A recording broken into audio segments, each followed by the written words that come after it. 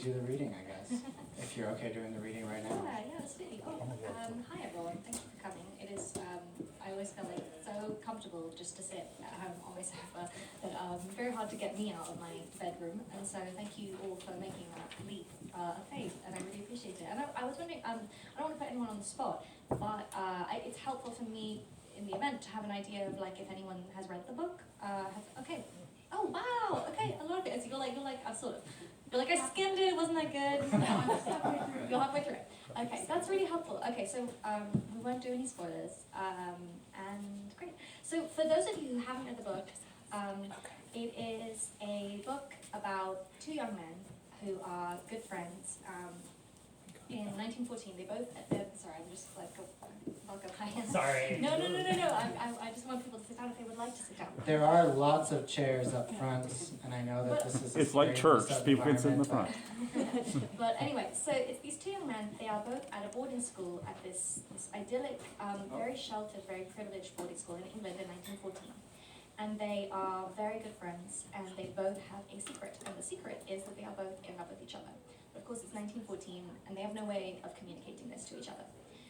So then the war breaks out, World War I, and the question of the novel changes. And instead of it being a question of will they or won't they ever be able to, communicate their feelings to each other, the question now becomes one of will they or won't they survive World War I. So that's the kind of basic gist of the novel. And the passage I'm going to read from, which I might have to steal your book because I don't have one on me, is from towards the beginning of the book. Thank you. So the two protagonists, one is called Henry Gaunt, and he is half German, and he's not very popular. He's a little out of step with his time. He's kind of a thuggish intellectual, right? If people disagree with him, he just kind of thugs them. And his best friend is Sidney Elwood, who is different from him in every way. He's incredibly popular, incredibly charming. He's good at sport. He's friends with everyone. He's really romantic. He's excited about the outbreak of the war. And so they're different in many different ways.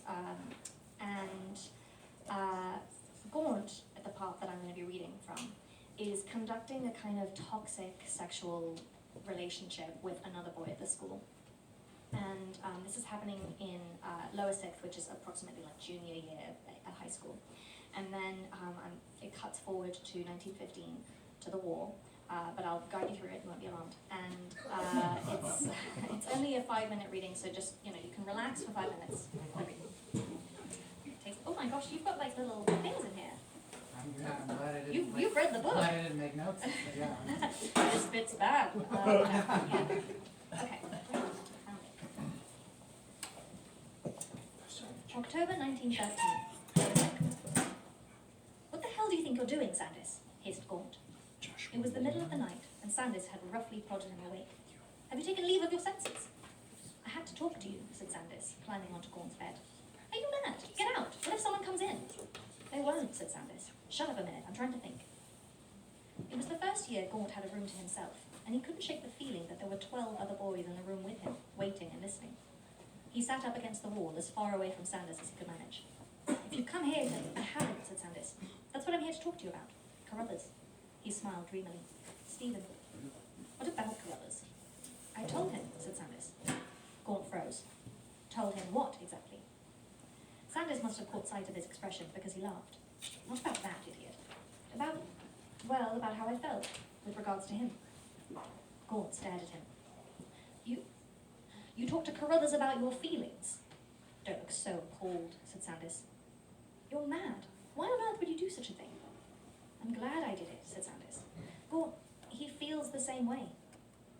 Although Gaunt was paranoid about making noise and drawing the attention of some patrolling teacher, he got out of bed. He had to put more space between himself and Sandys. He feels the same way, he repeated. Yes, said Sandys, laying his head down on Gaunt's pillow. Get off my bed, said Gaunt. Sandys sat up, frowning. You understand, of course, he said, that this means you and I can't carry on. Christ, Sandys, I couldn't care less if we see each other again. Get off my bed. Sandys stood. He was broad and stocky, even in his childish pajamas. Gaunt had never seen him naked, although he had seen every inch of his body. You should talk to Elwood, said Sandys. You're mad. You're absolutely insane. I cannot believe you're saying any of this aloud, said Gaunt. We haven't got much time, said Sandys, and Gaunt didn't know if he meant that he would have to sneak out again in a minute, or if he meant it in a wider sense, that there wasn't much time before Oxford and Cambridge, before marriage and respectability, and the putting aside of boyish, immature desires. Sandys, said Gaunt, and his voice sounded much less firm than he would have liked. You can't talk like this. I can with you, said Sandys, and you can with me. Gaunt shook his head. It's one thing to do what we do to pass the time, he said. You behave as if you have so much time to spend, said Sandys, but you haven't. You're squandering your years as if they're limitless. It's the middle of the night. Get out of my room, said Gaunt. Stephen loves me, said Sandys. Gaunt slammed his fist into his desk, and Sandys yelped. What the hell are you talking about, said Gaunt. Stephen loves you. What absolute rot. Keep your voice down, said Sandys, and stop punching things, for God's sake. Hasn't it ever occurred to you that Elwood might love you back? Gaunt shoved at Sandys, but Sandys had clearly been expecting something of the sort, and braced himself. When Gaunt went to hit him, Sandys blocked him. Calm down, said Sandys. You don't know what you're talking about, said Gaunt. What's the worst that could happen, really, if you told him? It was as if Sandys was some visitation from another planet. What's the worst that could happen, repeated Gaunt in disbelief. I could be expelled. I could be sentenced to hard labour in a prison camp and bring shame down on my family and everyone associated with me. I could be hanged. They don't hang people for that anymore, said Sandys. And none of those are the reason you won't tell him. You won't tell him because you're frightened at what he'll say. There's nothing to tell, Sandys. They looked at each other for a moment, and Gaunt was struck by a strange desire to kiss Sandys on the mouth just to see what it would be like. He clenched his fists at his side and stayed where he was. All right, said Sandys. He looked around at Gaunt's Spartan dormitory as if he were bidding it goodbye. I just wanted to tell you about Stephen. Well, now you've told me. Yes. Sandys continued to hover by the door. I like you, Gaunt. Don't be revolting.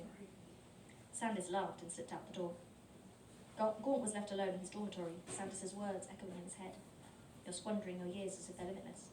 Okay, now it's like, it's the war. It's a letter. Friday the 16th of April, 1915, somewhere in Belgium. Dear Sandys, I don't make friends easily. I should say I have only 3. Gideon Debbie, who I knew in childhood. Elwood. You. Whenever I'm out of the line, I check the Times for your name and for Gideon's. I began this letter planning to tell you I could not imagine your grief, but that isn't true. I do imagine it, over and over. If you were killed, I doubt I should receive a telegram. Our friendship has always been too tenuous for others to be aware of it. Still, in my imagination, I receive a telegram. I see your name and think, there goes the man I might have spoken to, had I only been able to open my mouth. You say that what is left of you is not worth much. I can only respond by assuring you it is worth a great deal to me. Your friend, Gaunt. His letter was returned to him a few days later, recipient deceased, stamped across the front.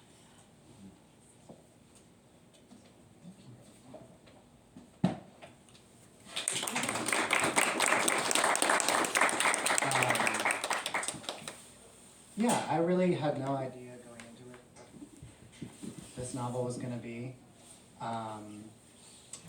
And I just, kind of that old-fashioned reading experience of like you just kept going, and I kept getting really into it.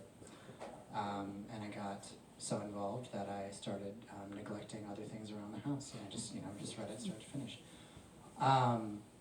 You've talked a lot about kind of where the novel came from, and you talked about how a lot of your kind of early reading experience with World War I was, books that had been published in the late 20s, and how, those authors had 10 years to kind of reflect on the experience. But then you found the newsletter? The student newspaper. The student newspaper of the school that you actually went to, that was published during that time, and found letters and dispatches kind of written from these teenage boys, and how the experience of the war was very immediate for them, because it was actually happening right then.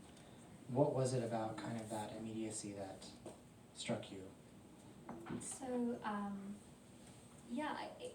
that's a good summary of what I've said. Thank you. I found, basically, I was procrastinating, and I had written 3 novels before this novel, and each novel when I left university, I said to myself, I'm going to write a novel a year until I write one that's good, and I did that. And then each novel I would send it out to 60 to 100 agents, and usually at these events there's like at least one other person in here who is, you know, in that phase or about to be in that phase, and you know, I see you. And each one of those novels had been sort of ignored or rejected by 100 odd agents, and I was just feeling pretty discouraged, and my mother was like, you have to move on. She was like, you cannot keep beating this dead horse, just like give up. And so I did, and I was trying to work on other things, and I was procrastinating on working on other things when I was reading this book by Robert Graves, who is one of the great war poets. I see some people nodding. What I found with these events is that often it's like half the audience are World War I experts who know everything there is to know about World War I, and the other half like have a sort of nodding relation. They're like, well, that's a war, yes. We're here for the sex. That's And so I'm trying to chart a sort of a middle course between the two groups that are usually here. But Robert Graves was this war poet, and he wrote this wonderful memoir about his time in the war called Goodbye to All That. And he had this really, really fraught friendship with another famous war poet, Siegfried Sassoon. They had this really complicated sort of love-hate friendship. And in the book that I was reading, in my edition, there was this moment in the book where Robert Graves had written to Sassoon and said, I'm getting married and I want to buy a house. Would you be able to send me enough money to buy a house?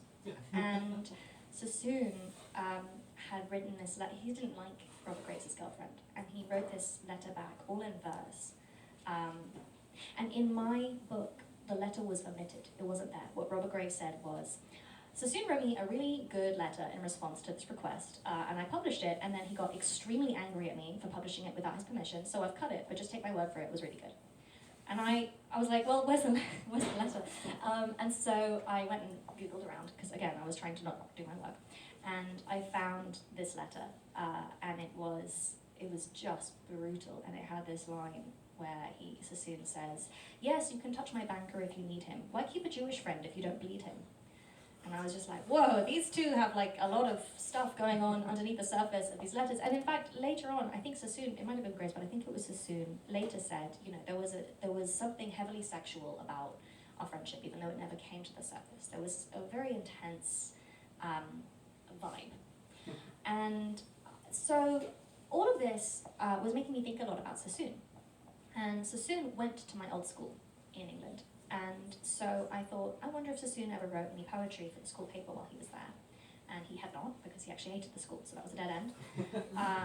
But what I found was these school newspapers. The school had uploaded all of the student newspapers from the early part of the last century. And I read all of the papers from 1913 to 1919. And they were just like nothing else I had ever read. To begin with, they were just really kind of funny and charming and irreverent and entitled, right? Because these boys have every reason to believe that they're going to inherit the earth. And then the war breaks out, and they are so excited about the war. And they write these poems about how they're going to go and beat up the Germans, and then they all start enlisting, and they write letters back to the school paper about how wonderful it is that no one's making them wash, and then they start to die. And it falls to their younger brothers and their younger friends to write the obituaries, the In Memoriams, for their older brothers and friends. And at the beginning of the war, these have this very like starry-eyed kind of texture. You know, we envy him his noble death, who would not die for England. But then as the war goes on, and you know, specific battles at the beginning of the war that started to signal to people that this was going to have a very high attrition rate, the texture of the newspaper sort of changes, and you start to realize that what you are witnessing is, you know, a small community that is kind of weathering a cataclysm, right? And my school had, when I went, it had about 800 students, and it was probably smaller in this time period.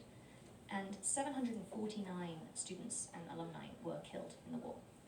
So to memorialize the dead after the war, they built an assembly hall that could seat all the 749 students who had died. and they put the names of all the dead on the walls, and that was the assembly hall, right? And every morning we would go in there, and that's where we would get our news. And it all felt very, very real to me, I guess. But I was living in LA, and in LA, you know, people would say, they'd be like, so how are you? And I'd be like, I'm really sad about World War I.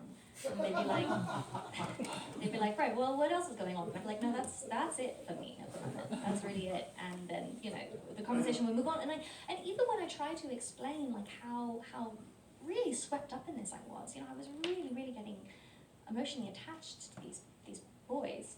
I just couldn't get it across. Because the fact was, you know, I had gone to this school, I had read a lot of war literature, and not only that, but I had also read a lot of the literature that these young men would have read growing up. Like, I read the same children's books as them. And so I just felt like I had the context. So the first thing I did was I mocked up some papers that just had all the bits that were most upsetting to me from the original papers. And then the next thing I did was I just wrote 2 letters from 2 men to each other, and they weren't Robert Graves and Siegfried Sassoon, and they weren't Gaunt and Elwood, the protagonists of my novel. They were just 2 random guys who wrote each other these letters, and there was just a lot beneath the surface, right? Kind of like that letter I told you about. And then the next thing I wrote was just really fast. I just wrote most of the novel, and I wrote most of it in about 2 weeks, which I know is insufferable, and I'm sorry. It's not normal for me. My other books have all taken a long time, and the current one is also taking. I can hear you. Do you hate me? No. I actually had a very similar experience with this one. Yeah, it arrived. It just arrived? Yeah. How long ago? So did it feel good? So my first book took 9 years, and this one took like a month. Isn't that crazy that can happen? I know, it's insane. It is, and then, so it felt really wonderful, right? I mean, sometimes it really does just feel easy, and that's how this one felt mostly, for the first part of it. To be fair, then you have to edit it. Yes, exactly. That's the awful part. That's the awful part. So I spent a year and a half editing it so that it would make sense, because it didn't really. And yeah, that's how the rest of the book came about. So that's the long story. That's what we're here for. You mentioned kind of doing mock-ups of those papers using those actual letters and in memoriams. How do you know when you're, you know, 'cause it sounds like you do a lot of research. How do you know when you come across something that you not only want to use, but you actually want to like keep? Because you have an extensive note, well, not extensive, you know, for a novel, it's extensive notes section in the back where you say, you know, when this character says this, it's actually taken from this, you know. How would you describe that kind of reader's feeling when you find something that you're like, that's something I need? Oh, that's so interesting. It's like building a nest, I guess. Yeah, it's reading the shiny things, and it makes reading such a pleasure, because everything you're reading could be yours, you know. And there were loads of things that obviously didn't make it in. And I think, you know, sometimes I would read a whole book, and you know, I read this book called Le Feu by Henri Barbusse, and it was really, it took me forever, and it was so hard to get through, and there were 2 things I wanted to take from it.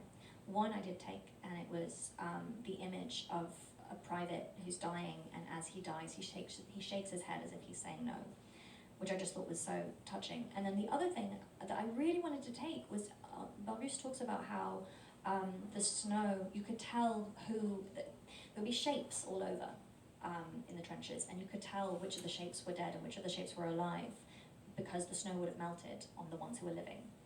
And I just thought that was an incredible image, and I wanted to put it in, but it just didn't snow in the book, so, you know, couldn't make it in. And then there were a couple of times, like in the prisoner of war section, I don't want to have any spoilers, but at one point one of the characters ends up in a prisoner of war camp. And almost everything from that is like just lifted directly from several primary sources, but especially from this completely ridiculous book called The Escaping Club by this guy called Evans. It's very funny. He is xenophobic and racist, so just, you know, heads up. But it is a very, very funny book, and he just has so many wonderful specifics about how people tried to escape these camps. Like, he has this description of someone painting his face to look like a lily pad and then swimming on his back across the moat, and like, you know, all sorts of things. And so I put all these things in there, and in that section I had a couple of friends be like, look, this is funny and good, but it reads like nonfiction. Like, you need to scale it back. And that's always painful. But I don't know about you, I have a scraps document, and the scraps document is so Can't throw anything away. No, exactly. And the scraps document helps you kind of make peace with putting things in, because actually often something will go in the scraps document and then in 3 drafts later it goes back in. Kind of similar in that I guess we're doing a research conversation. There's a scene here where they're in the trench and Thornburn was reading an old newspaper as if he hadn't a care in the world. Lantham sat huddled and empty-eyed on his bunk. Elwood and Hayes censored the men's fatalistic letters home. It was dispiriting work, particularly when they had to scratch out with black pen all references to the men's blood-dimmed horror. Fear was not good for civilian morale. So is that, I assume that's accurate, that they would have censored these letters into oblivion. Where then do you kind of, because you write, I was not in World War I. I mean, I was alive. No, I'm kidding. But where do you get this kind of authority to write so well about this situation? Because you really do make it seem like you've been to the trench. Thank you. It's very well done. Thank you very and much. horrifying. Well, that's what, yeah, it'd be awful if it wasn't, if it seemed kind of fun. Thank you. Yeah. I read Pat Barker's Regeneration series at some point during one of the drafting processes. I read it. It's and I think she does a similar thing to what Hilary Mantel does as well, which is that she'll just drop the reader in the past. So, for instance, in Regeneration, the characters will just be like, oh, that guy's a conchi. And you don't know what that means. You have to figure out from context that a conchi is like a derogatory way of talking about a conscientious objector. And she doesn't explain that to you. She just kind of puts it in there. And the characters will, read the news and they'll be talking about it. There's 2 characters and they're having an intense conversation, and then one of them will be like, oh, like, did you hear that so-and-so died? And that's just so much how human interaction works. And so something that I wanted was for the characters in the book to care about when something bad happened to a famous person. So, for instance, at one point, there's a scene with Elwood and Maud, who is kind of one of the only female characters in the book, and she is the sister of Henry Gorn. And she says, did you hear that, is it this scene? Anyway, she says that Kipling's son died. And, Kipling's son he's not a part of the book, but it must have been such a huge deal when Kipling's son died. In the same way that, like, for us, I remember when Tom Hanks got COVID, we were all like, what? Anyone can get it. And the Kipling story, I didn't put it all in, but it's a really sad story, because Kipling, he wrote these books that all of these characters would have read growing up, like The Jungle Book, and these books that really encapsulate the kind of zeitgeist that these boys were coming from. The Jungle Book is so much about Mowgli like suffering bravely, and then someone saying, "Well done, you've suffered bravely," and he's now a man. And Kipling's son was 18 at the outbreak of the war, I believe, or maybe 18 in 1915ish, and he wanted to sign up, but he had bad eyesight, and so he couldn't, because he didn't have good enough eyes. And Kipling was very powerful and pulled some strings and got him to go to the front despite this. And Kipling's son, John, went to the Battle of Luce, which is a battle that's in the book, and he was last seen just stumbling blindly through the mud, and they didn't find his body until the 90s. And so it's this really sad story that of course would have been super important to the people at the time, even though it's not a part of the plot at all. And I think that's part of the advantage of reading really, really widely, is that you are able to just drop in just a tiny little fragment of that story, because it would be meaningful to your characters. And then even though the reader doesn't necessarily know everything about the backstory of Kipling's son, I know it and the characters know it, and that's enough to kind of add texture to the book, if that makes sense. No, texture is exactly how I think about it. And it's interesting that it kind of muddies the term research too, because people ask you, like, how much research did you do for this book? And you're like, well, I have these 38 books that I read once I started writing it, but there's these 1,000 over here that I had already read and still informed the book. Do you keep notes on your research?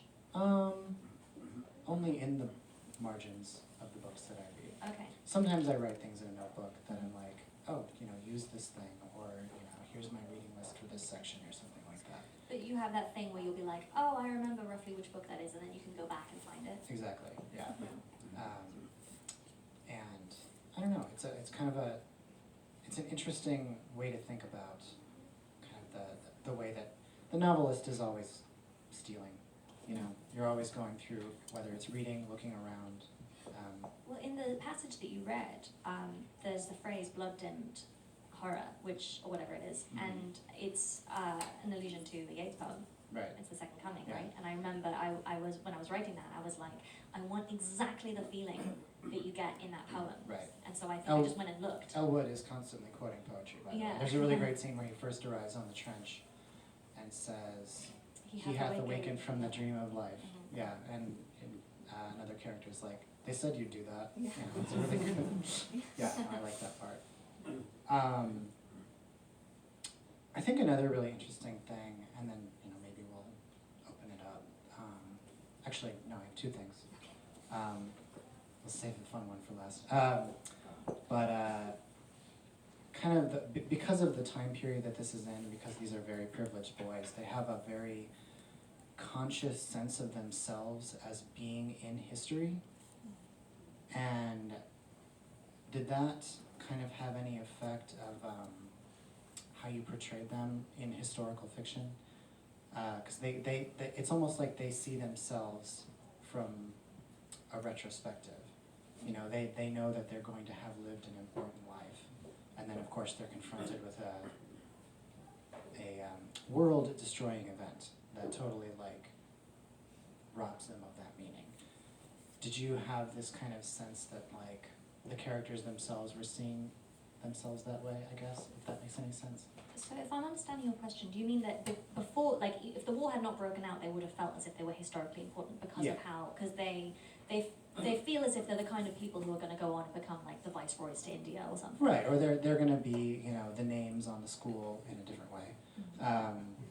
Or they're going to be, even when they start going to fight the war, they're going to be heroes who fought for their nation. Well, I think they have slightly different approaches to this, because I think that's a really interesting way of talking about that, because I think one of the reasons that these two young men are friends, Gaunt and Elwood, is that I think they are both intellectuals, and I think they can talk about intellectual ideas with each other in a way that they can't necessarily talk about with their other friends, right? At one point, Elwood talks about how with one of his friends he can only talk about Kipling, and any other poet the friend will just glaze over. But with Gaunt he can talk about poetry. And so when the war breaks out, Elwood has this kind of euphoria because he loves the Romantic poets, and he feels that the Napoleonic Wars were a key part of what made the Romantic poets feel so vital and alive, right? The Napoleonic Wars and also the French Revolution. And so for him, he's he had felt as if he was living in a time of stagnant post-history time in which nothing ever happened, and he was like, I want to write something important. And then the war happens. There's that line where he says, it's time for this war to inject some passion into a century of peace. Yeah. Right, which is actually, again, it's an allusion to a book, to something that Evelyn Waugh's older brother, Alec Waugh, wrote a book called The Limb of Youth. And he describes how he and a teacher were out on the town, I don't know why, and the war breaks out, and his teacher says something, I can't remember the exact quote, but he says something like, glorious, glorious, this will shake up the world, this will bring the passion that we need. And so yeah, Elwood feels that way, and he's excited because he's like, this is my chance to be important like those Romantic poets.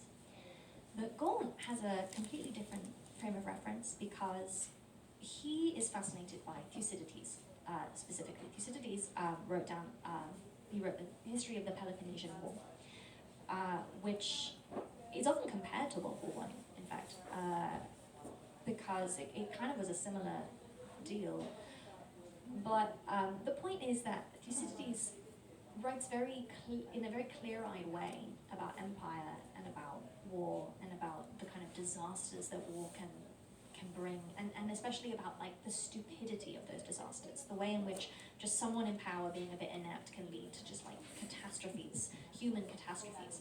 And so that's the kind of context that he has when this war breaks out. And so I think he also feels, you know, that he's about to witness history, that he's going to be a part of history. And in fact, it's just interesting that you say that, because I'm just remembering there's another passage where he remembers when they were learning about the 100 Years' War, and which is a war he thinks about a lot, right? Because he thinks when Edward III declared war, did he realize he was declaring a war that would last 116 years? You know, which is something I found in Hemingway talks about that, and he has this thought process where he remembers being in school and being taught about a certain battle with the Black Prince, and the teacher kind of cutting off right this moment when everyone's like, oh, is he gonna, like, will he live?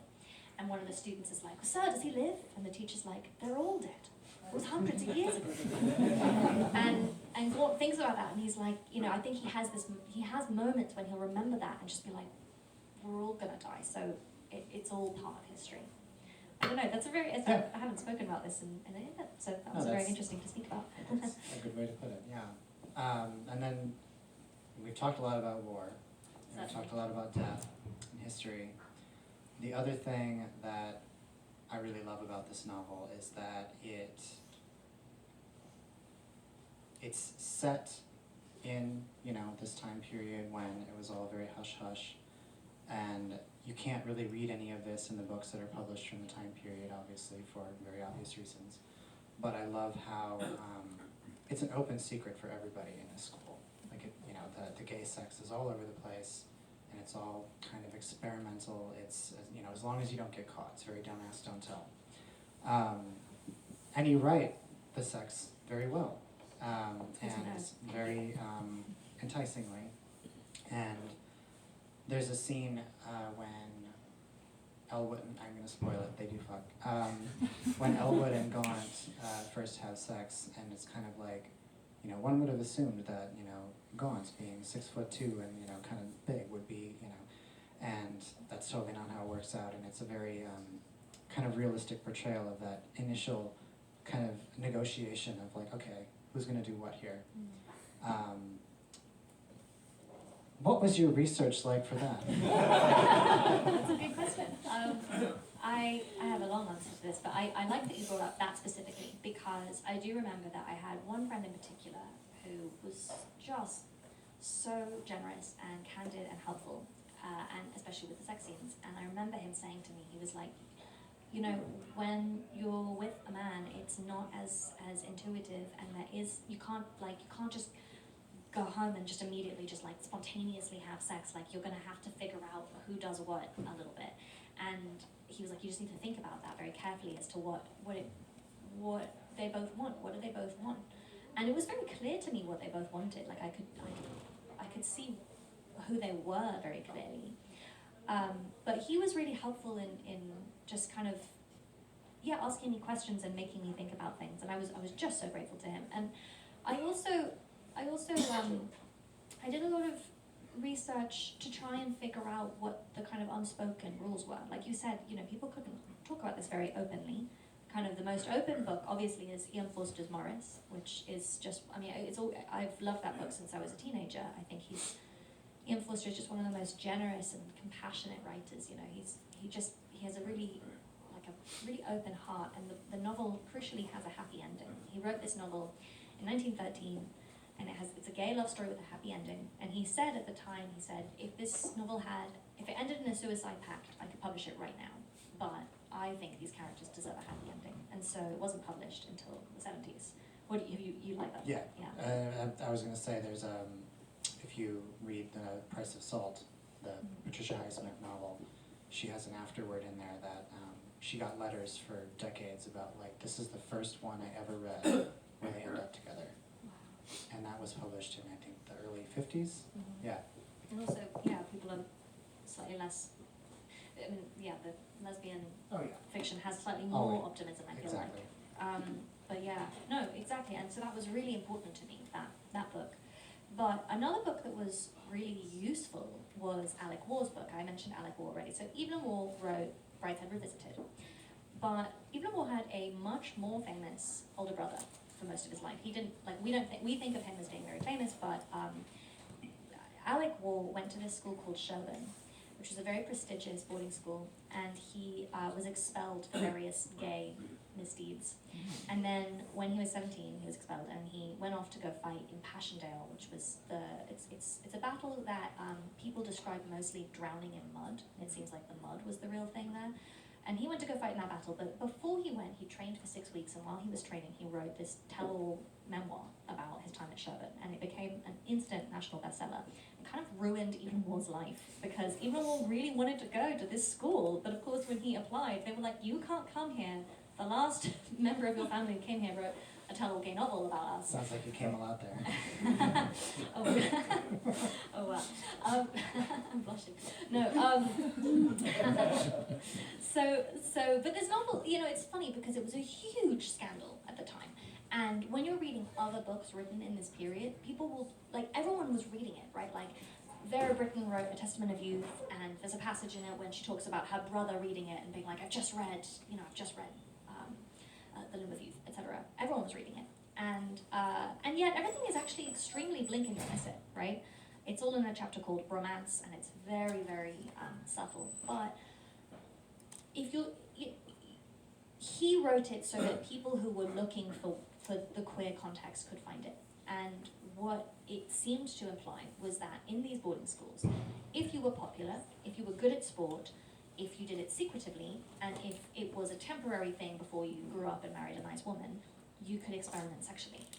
And so that's a set of rules that Elwood, in In Memoriam, he feels really comfortable with. He can really thrive in this. He can experiment sexually, and he feels like he can negotiate that environment. Whereas for Gaunt, he really doesn't feel comfortable doing that, and he's madly in love with Elwood, and he's not comfortable with the idea of something casual, and in fact kind of would rather just not do anything at all than do something half-hearted. And then when they get to the front, the stakes really change, because at the boarding school, if you're caught, you'll get expelled, but at the front, if you're caught, you'll get court-martialed and potentially shot. And Vera Brittain talks about this. So Vera Brittain, who wrote A Testament of Youth, she was a nurse in the war, and A Testament of Youth is this memoir that came out in the late 20s. It's just wonderful. It's one of the most harrowing books I've ever read, and really funny, actually, and charming. And she had this wonderful older brother. When she got into Oxford, her parents said, you can't go, but her brother said, well, if she can't go, I'm dropping out. So then she was allowed to go. So he was like a feminist, and she was really close with him. And then he died. And, they would send letters back after people died, kind of saying, he died painlessly and instantly. And everyone died painlessly and instantly. And Vera Brittain was a nurse, and so she knew he probably had not died painlessly and instantly, and so she wanted to find out more. So she went to go visit one of Edward's, fellow officers, and he was in hospital, and she had this incredibly unsatisfying interview with him, where she felt certain that he was hiding something from her, and he wouldn't tell her what had really happened, and he was being really cagey, and he also was giving her the distinct impression that he thought that she was hitting on him, and she was like, I'm not hitting on you, I'm just here to find out what happened to my brother. But it was in an era when there were, all the men were dying, and so every single man felt like every single woman was trying to get him to marry her because there weren't enough men to go around. So the whole thing was kind of a disaster, and that's in the memoir, that's all she talks about. But afterwards, it sort of came to light that what appears to have happened with her brother Edward is that he was gay, and he wrote some compromising letters to another man, and they were found. And so he was told he was going to be court-martialed and bring shame down on his family. And so instead of do that, he just walked into enemy fire and was killed, so it was a suicide. So Gaunt has an inherent understanding that the stakes at the front have really changed. And Elwood is, he's 17, and he's just someone who kind of gets away with things usually. And so it's just, that's hard for him to understand fully, to really believe in. So there's a real tension between them because of that, because of Gaunt's kind of clear-eyed understanding of what the stakes are, and Elwood's reluctance to accept that. That's a long answer to your question. No, it's a good one. I think we'll take a couple questions from the audience. If there are any. Yeah. I noticed a similarity to your two main characters and Forrester's two main characters. Do you mean Alec or do you mean In Morris. Clive? Yes, but do you mean so Morris? But there's Morris and Clive, and then there's Morris and Alec. Morris and Clyde. Okay. And to what extent were these men protected by their class and their wealth? Because they really both were able to get where they wanted to get. One couple ended up in Brazil, and the other ended up in the North Woods. In the Greenwoods. Yes. But it seemed like there was that underlying idea that class and wealth protected them. So Ian Forster talked about this, and I don't know if he talked about it in the book itself, but he talks about how, you know, I don't want to give a spoiler for Morris, but about how Clive is the upper class lover of Morris, and then Morris later has a working class lover, and he has this sentence where he says something like, you know, people like Clive will be putting people like Alec in jail for homosexuality, right? Because Clive can get away with it, and it, you know, you see that all across history. I remember in the court of Louis XIV. Louis XIV had this like extremely flamboyantly gay brother who in fact started a secret society of gay men where they all had to swear they wouldn't have sex with women except unless they needed an heir. But if they had sex with someone, the woman, without making the woman pregnant, like they were in trouble with the other gay men. And like they would have like sex in the gardens, and it was like, it was very, very open. But at the same time that this was happening, and Louis XIV's wife was like, can you control your like out of control gay brother? And Louis was like, no, he's my brother. Meanwhile, across the country, like the punishment for being caught doing homosexual acts was being burnt to death. So those things were happening concurrently, right? And so class has, of course, always had a huge protective kind of force field around certain people. The reason everybody talks about, you know, Oscar Wilde is because that's the anomaly. Yeah. That's the one where he was so arrogant Mm. that he assumed that he could just do this so openly and then sue, and it backfired. And that's why he's kind of remembered as like, oh, he was found out. And no, a lot of people were found out. They just didn't care, and they Right. threw them in jail. Yeah, no, exactly. And there's this scene in the book where Elwood is interested in a working class officer, and another working class officer, a character called Hayes, basically gives him a talking to, and is like, don't you dare, like the stakes are going to be different. If you hit on him and you two get caught, he will take 100% of the blame. And this has never occurred to Elwood, because Elwood, Elwood is very classist, I think, pretty much all the way through the novel, in a way that Gaunt kind of is much less. I think Gaunt is more, he has a very feminist sister, and his childhood best friend was British Indian, whereas Elwood, I think, is someone who feels as if he has figured out how to make the system work for him, despite the fact that he's ethnically Jewish, right? And so he's just like, the system works, let's not mess with it. And that means that he's oblivious to the ways in which he benefits from it in a lot of ways. It was something that I tried to kind of work in, especially through the character of Hayes, who I felt really sorry for as a character, because all the other officers, you know, they know a good tailor. So when they have to go and get their uniforms made, they get their uniforms made with a good tailor, and they look correct, and they have the right accent, and they all kind of know each other. They all went to the same sort of 26 odd schools. And Hayes is going through all the same terrible traumas that they are, but unlike them, he is completely alone. And he'll never get promoted because he doesn't have He has the wrong uniform. accent. Yeah. And they also don't tell him like, hey, it's your uniform. Yeah. You know? Yeah. They don't. He's excluded just by the fact that he doesn't know. Right. Yeah. Which is Yeah. wonderfully done. Thank you. Two comments and a question here. First, I would love if you would narrate my life. And also, I'm utterly impressed at your ability to devastate me within the first 4 chapters of the book. It could be just a sentence, and you're going along, and all of a sudden I'm like, oh my God. So thank you for that, even though it's sad. I was curious, what does your writing process look like? What do you, when you're actually getting your hands dirty in the work, what does that look like for you? it's turned out really different for every book. Is that what it's like for you as well? And I really like what Stephen King says about first drafts. He says they should take no longer than a season, 3 months. And my current novel that I'm working on, I spent about 1.5 years writing the first draft, and I can confirm that's a really bad way to go about it, because in my experience, up until about draft 3, what you're writing is genuinely, objectively embarrassing, right? Because it's just not very good. And you know that, and anyone who reads it knows that, and so it's a really uncomfortable position to hang out in psychologically, because it sucks.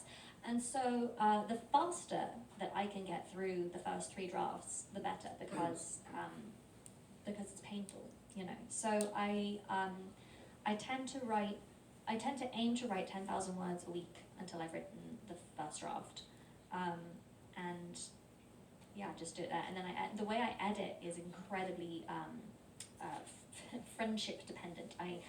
I'll finish a draft and then immediately send it off to a friend, and then they give me their edits, and then I do everything they say, and then I immediately send it off to the next friend, and then I just do that.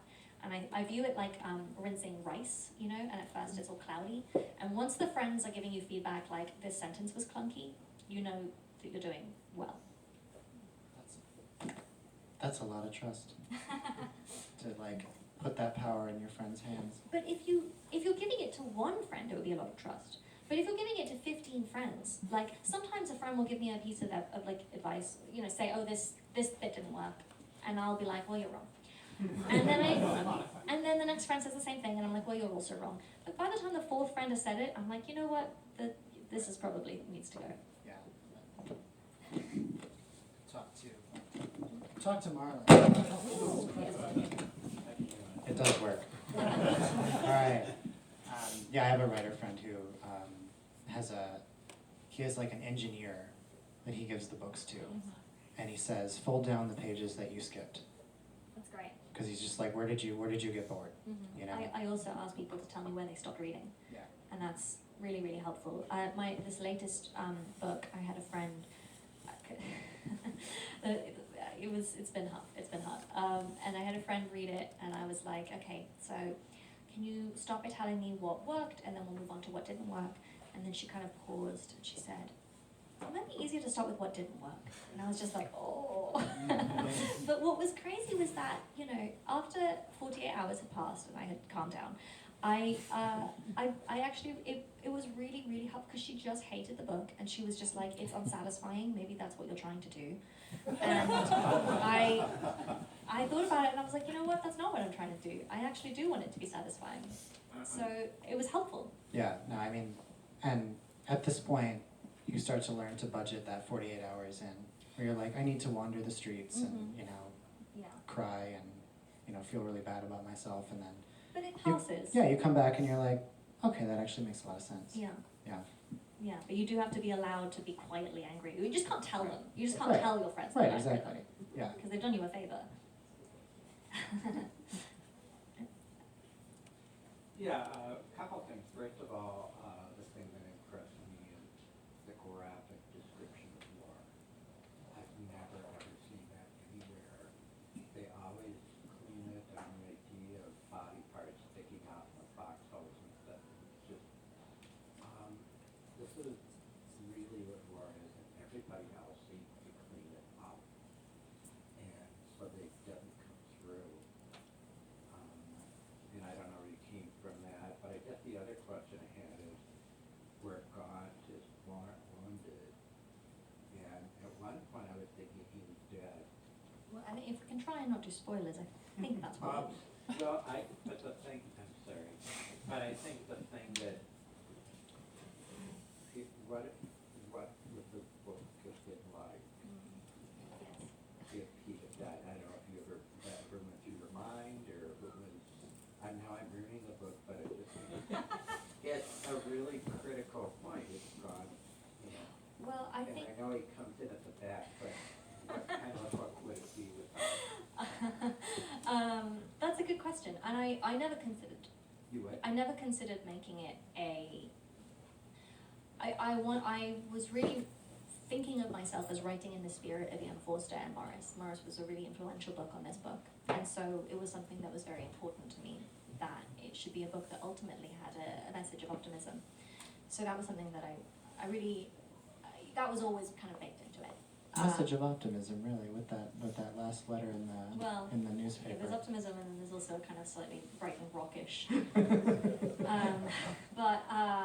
But the first part of your question about the violence, you know, as a peacetime person, it was impossible for me to imagine the violence, and in the first draft I actually just had everyone being shot in the head or the heart, and they would just kind of die. And then what I did was I kept this horrible little notebook where I would write down how people were maimed and killed in primary sources. And a really useful book for this was a book called Storm of Steel by Ernst Junger. And Ernst Junger was a German stormtrooper.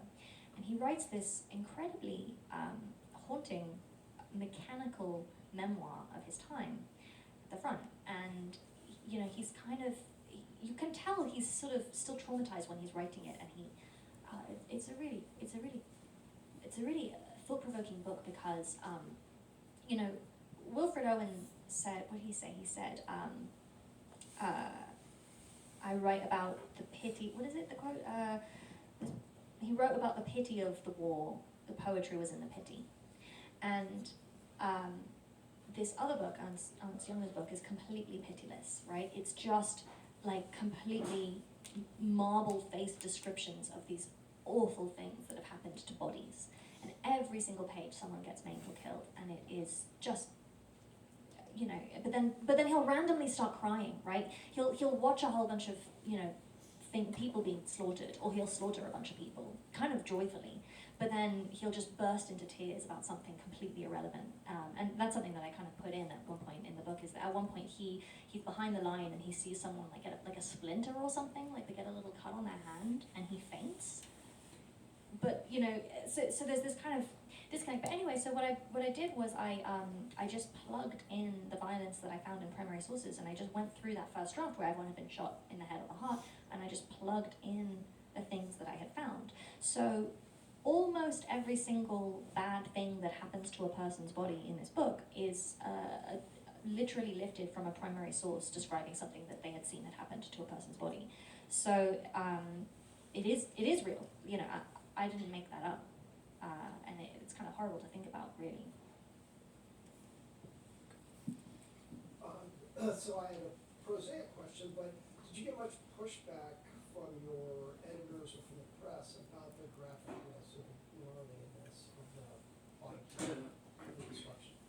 No, I really didn't. I did, you know, I've written a screenplay for it, and but that doesn't mean it's going to get made.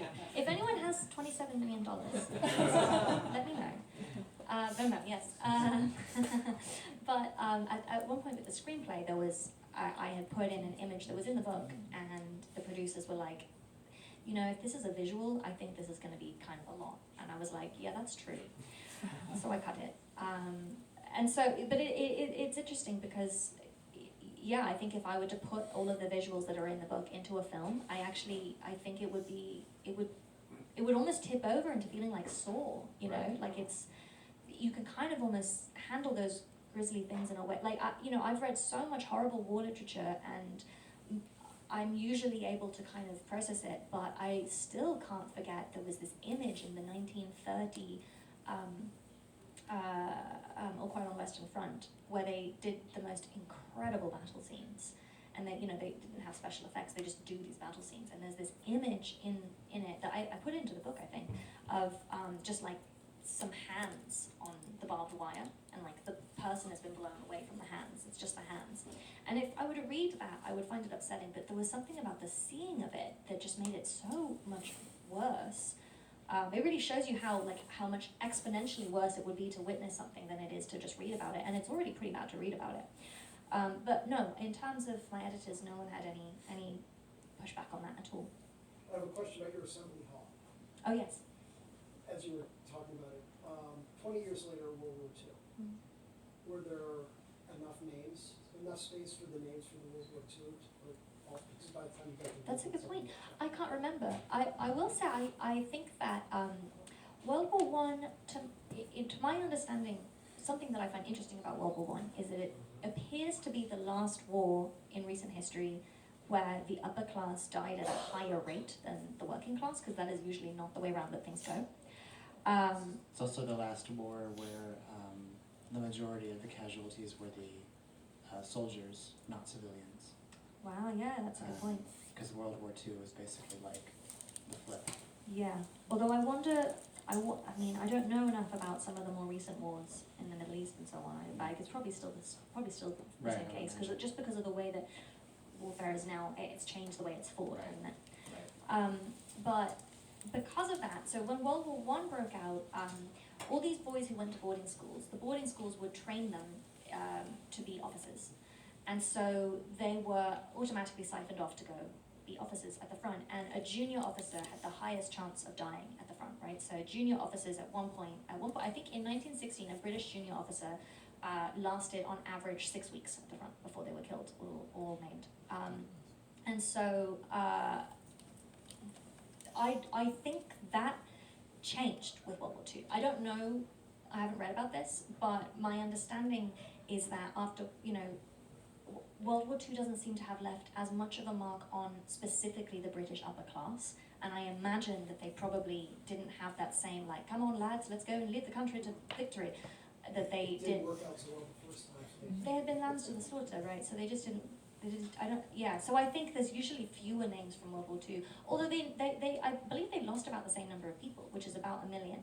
And to put this into context, right? America, I believe the American casualties in World War II were approximately like under 500,000, which is a huge amount. And you can see how that has this long shadow that continues to fall over America. World War II was really important in American culture. But imagine a war which killed 1 million people in a country that is the size of Michigan, So that's, and then it happens again 20 years later with the same number of casualties. Actually, I might be wrong about, I think maybe fewer people died in World War II in Britain, maybe. I don't have the information there. Anyway, long monologue. Yeah. I was going to say that they have floated the idea of adapting Blood Meridian again in a movie. I haven't read Blood Meridian. Talk about violent. And yeah, I have the same reaction of like, you can't put that on the screen. There's absolutely no way you can put that on the screen. There really is something different about the way our brains process it when you see it versus. Which makes me feel sort of, I'm like, well, the people who were writing this down, they saw it, you know what I mean? Right. But then on the other hand, then they were extremely damaged by that. Right. Yeah. It didn't really work out so well for them. No, so. I think we can do one more. There's no other Or no question. more? Yeah. Okay. There's one more here. Along the pushback question, most gay men think they're experts at being gay. Have you experienced any pushback trying to write about the feelings and you mentioned the sex earlier, but the feelings of being a gay adolescent and then being a young gay soldier in a society that wouldn't let them be open? I haven't experienced pushback, but I have experienced people being wary, and I think that's completely understandable. If you are a gay man, you might be a bit like, who is this girl? And that's really fair enough. I was apprehensive about it, obviously, because I was like, it would be really bad if I do a bad job of this. And something that sort of comforted me was that I have felt incredibly seen and represented by male authors who have written women. And so I know that it is possible to write outside of your own experience. It's just a question of, are you good enough? And so I was like, all right, well, we'll find out, I guess. All I can do is try and be good enough, right? Because, I feel so represented by Kate Nickleby, in Nicholas Nickleby. And at one point, she gets kind of like sort of semi-sexually assaulted, and it was, I remember reading it as a teenager, I was just like, it felt so real. And the thing is, Dickens didn't even really like women, right? So it's like, I don't even think he was trying that hard. And yet, he still managed it. So I knew it could be done. Yeah. I think it worked. Well, thank you. I think we're in kind of a cultural moment where there's a lot of incredible suspicion over, who are you to write this story if you're not of that experience. And I think that kind of the conversation that has gotten lost is that if we can't imagine what it's like to be another person, why are we reading and writing books anyway? It's true, but I do also think you know, I think some writers hearing all of that suspicion, it makes them kind of climb up and think, okay, I guess I can't write outside my own experience, and then that really stops them from being able to write, and that's a real shame.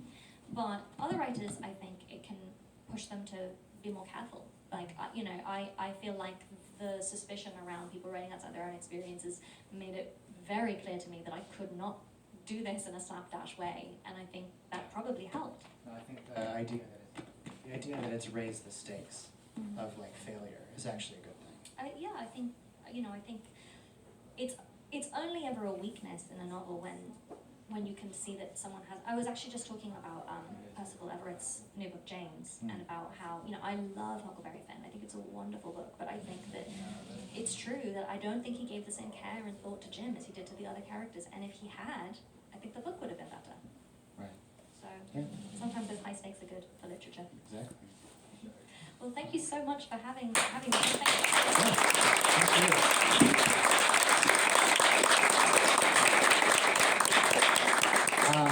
Please buy the book and Patrick's book as well.